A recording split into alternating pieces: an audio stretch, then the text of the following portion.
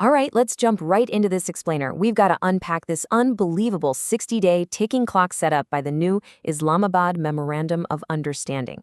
I mean, we're looking at a massive historic paradigm shift in Middle Eastern geopolitics here. This comes right after an intensely violent period of direct military confrontation between the US, Israel, and Iran. And now, a super brief 14-point document has just stopped the fighting.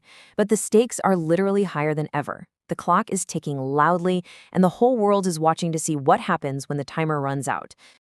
To really wrap our heads around this super fragile interim deal, we'll be breaking down 6 major sections today. 1. The 60-day peace clock. 2. The nuclear inspection dispute. 3. Crisis in the street. 4.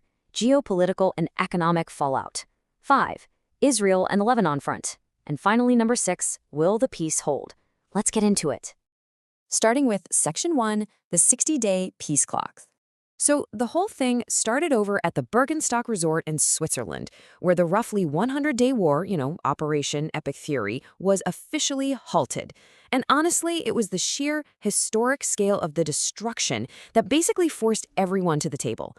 We're talking about over 13,000 targets struck in just 38 days of peak conflict. U.S. and Israeli forces flew thousands of air sorties, systematically taking out over 2,000 command and control structures and completely dismantling more than 1,500 air defense installations. The costs of this aerial campaign were utterly staggering. It heavily disrupted global supply chains and completely shifted the strategic reality for everyone involved. But here is the massive catch. Make no mistake. This agreement, it is absolutely not a permanent peace. It's a strict 60-day negotiating window to hammer out a final security deal before the shooting potentially starts all over again. It's really just a temporary reprieve. It halts active military operations, lifts the naval blockade on Iran, and hands over some huge, albeit very short-term, economic relief to Tehran in exchange for pausing retaliation. But a permanent, stable resolution, that is entirely up in the air right now, completely dependent on diplomats working at absolute breakneck speed.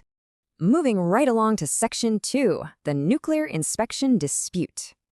Okay, let's talk about what is arguably the most structurally dangerous point of contention right now, monitoring Iran's nuclear infrastructure. Because wow, we are hearing 2 totally different, completely opposed stories here. On one hand, Washington is projecting total diplomatic victory, right? They're claiming they've secured an immediate return of the IAEA and 100% inspections of all relevant sites.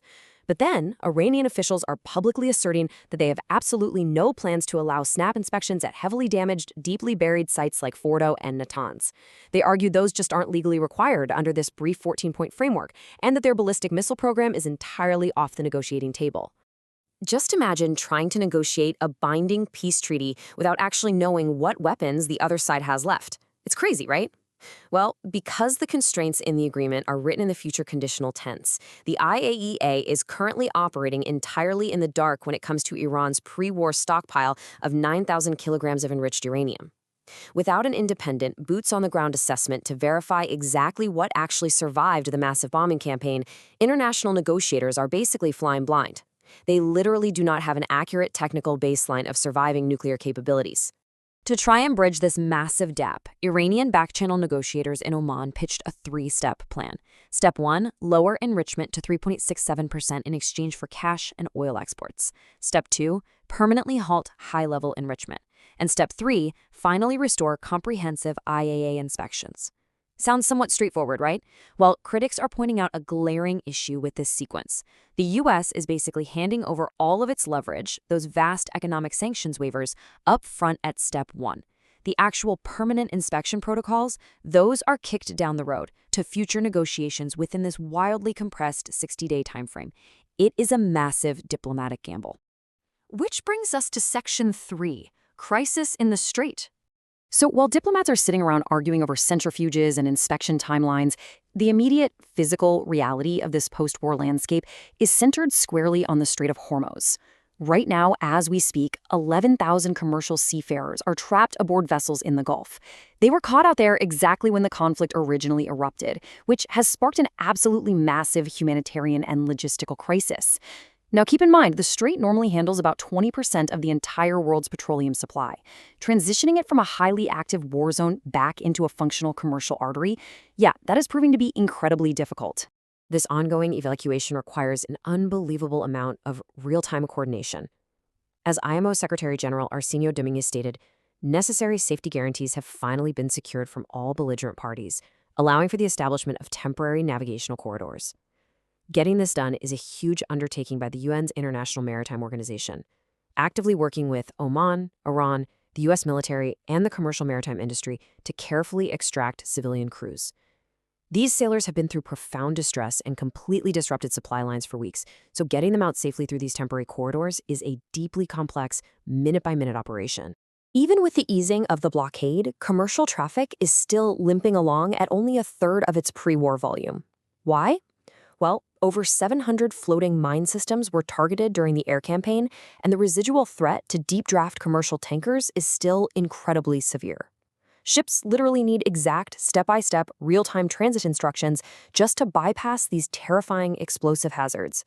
You combine that with deeply hesitant maritime insurers who are, frankly, terrified of the risk, and you've got a massive international waterway really struggling to function. To make matters even more volatile, we're seeing an escalating threat of maritime extortion from both sides, generating some serious economic anxiety globally. Iranian military commands have asserted uncompromising sovereign control over the waterway, straight up declaring it will never return to pre-war conditions. And in direct response, the U.S. explicitly threatened to impose unilateral maritime tolls on global shipping to reimburse security costs if a final peace deal fails.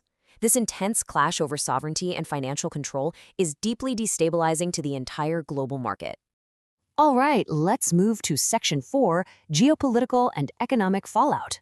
Speaking of economics, we need to talk about a $300 billion proposition that really highlights the multi-vector strategic realignment happening in global capitals right now. A massive private sector reconstruction fund has been proposed to stabilize Iran's economy, but it's entirely contingent upon finalizing a comprehensive nuclear deal. Now, it's carefully designed to bypass direct U.S. taxpayer funding, relying instead on private capital and investments from Gulf states and Asia. While Tehran is marketing this potential economic relief to its people as a massive victory, domestic critics back in the U.S. are fiercely arguing that setting up such a huge financial lifeline dismantles American leverage way before any irreversible constraints are secured. And the market reaction was instantaneous.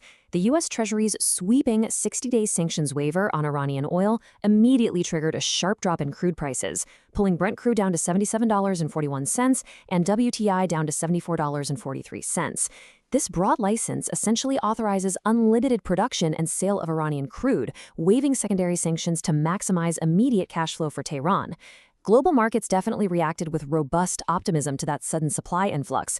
But energy analysts, they are staying highly cautious. They know that this 60-day window could suddenly collapse, triggering a brutal sanctions snapback that would throw global energy markets right back into absolute chaos. Now, Section 5, Israel and the Lebanon front. This brings us to what might be the most explosive vulnerability of the entire agreement, situated right in the Levant, specifically regarding the ongoing crisis in Lebanon. During those grueling 18-hour Swiss negotiations, a mechanism was set up to hand security responsibilities over to the Lebanese armed forces. They created a new oversight body called the Deconfliction Cell, designed to establish pilot zones and monitor the termination of hostilities. But as you're about to see, this new arrangement came with a massive, highly controversial catch. Get this. The oversight cell includes the U.S., Iran, Lebanon, Qatar, and Pakistan, but it explicitly excludes Israel. This structural exclusion represents a catastrophic diplomatic downgrade for Jerusalem. It's generating profound strategic anxiety that the U.S. basically prioritized its own economic stability over Israeli security. Unlike past ceasefire mechanisms that allowed Israel operational freedom against Hezbollah, this newly formed international oversight body reportedly leaves Israel completely out of the decision-making loop regarding its very own northern border. And you can imagine the response. Prime Minister Benjamin Netanyahu has made it incredibly clear that the IDF faces no restrictions and maintains full operational freedom in southern Lebanon, regardless of this new international framework. This diplomatic isolation practically guarantees unilateral Israeli military pushback, which, frankly, could easily shatter the entire 60-day ceasefire. The domestic feeling in Israel right now is that the war ended without decisively neutralizing Hezbollah. So if Israel definitively concludes that their northern border is left permanently insecure, military action isn't just possible, it's highly likely. Finally, Section 6. Will the peace hold? Which brings us to the ultimate question facing mediators from Pakistan and Qatar as they frantically race against this ticking clock. This interim agreement hasn't actually solved anything. It's simply transitioned the conflict from total war to intense diplomatic coercion, freezing these monumental disputes right in place. Negotiators literally have to establish a verified nuclear baseline, secure international shipping lanes that are fraught with naval mines, and somehow mitigate the diplomatic isolation of an Israeli establishment that feels completely backed into a corner. Those are monumental hurdles to clear, and they only have 2 months to do it. Ultimately, bridging this unprecedented chasm of strategic mistrust before time runs out is the real test. The United States has front-loaded immense economic relief, completely inverting traditional non-proliferation strategies in a super high-stakes gamble. So what do you think? Will these deeply entrenched adversaries actually draft a permanent, verifiable accord before August? Or are we just watching a brief 60-day tactical pause before a regional war inevitably resumes? We are going to be watching this incredibly closely to find out. Thank you so much for joining me for this explainer, and definitely keep your eyes on that 60-day clock.